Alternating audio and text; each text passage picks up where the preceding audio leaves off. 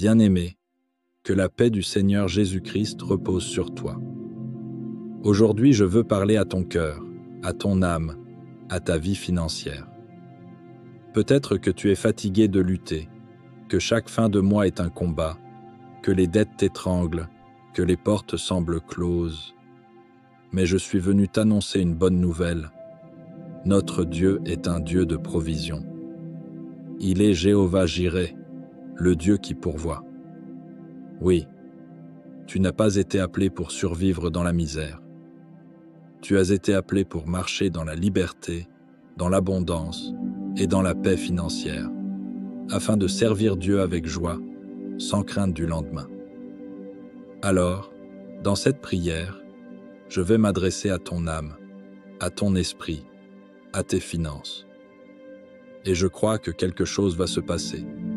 Des chaînes vont tomber, des cieux vont s'ouvrir, et des témoignages vont naître. Prépare ton cœur, prépare ton atmosphère.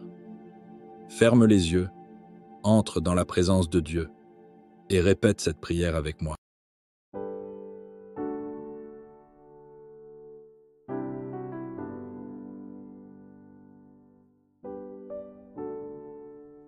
Éternel, notre Dieu, toi qui tiens l'or et l'argent entre tes mains, toi qui ouvres les écluses des cieux pour bénir tes enfants, je viens devant toi aujourd'hui, au nom puissant de Jésus-Christ.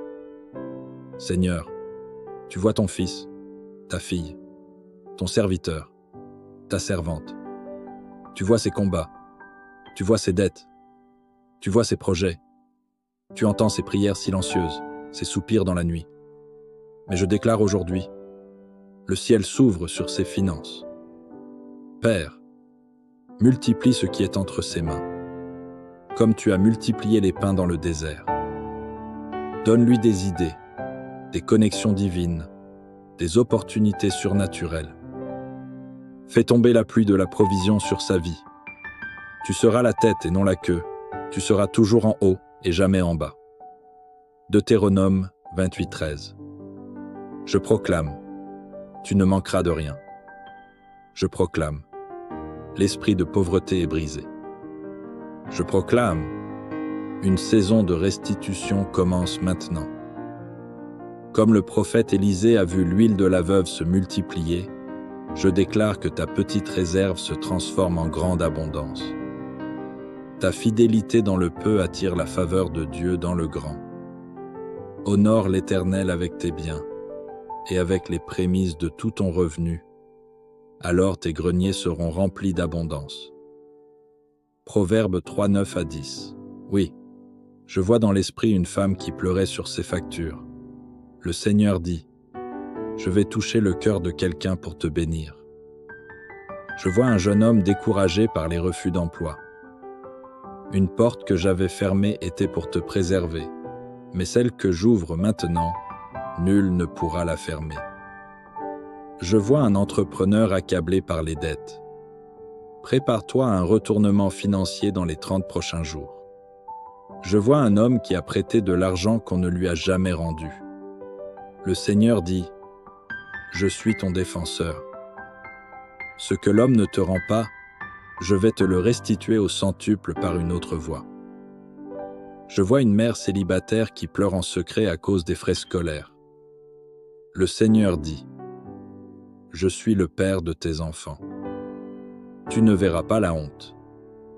Une aide divine arrive par une main que tu ne soupçonnes pas. Je vois un couple qui voulait démarrer un business, mais la banque a refusé le prêt. Le Seigneur dit, je suis la source, pas la banque. Prépare ton projet, car un investisseur providentiel arrive. Je vois un étudiant qui pense arrêter l'école à cause des finances. Dieu dit, continue, car je vais envoyer une bourse, une faveur, un soutien. Tu finiras ce que tu as commencé. Frère, sœur, ne laisse pas le diable te voler ta paix à cause du manque. Le manque est temporaire, mais la provision de Dieu est éternelle. Dieu dit dans sa parole, « Cherchez premièrement le royaume et la justice de Dieu, et toutes ces choses vous seront données par-dessus. » Matthieu 6:33. Oui, toutes ces choses. Le loyer payé, les études financées, les projets soutenus, les dettes effacées. Tu ne vivras pas éternellement dans le juste assez.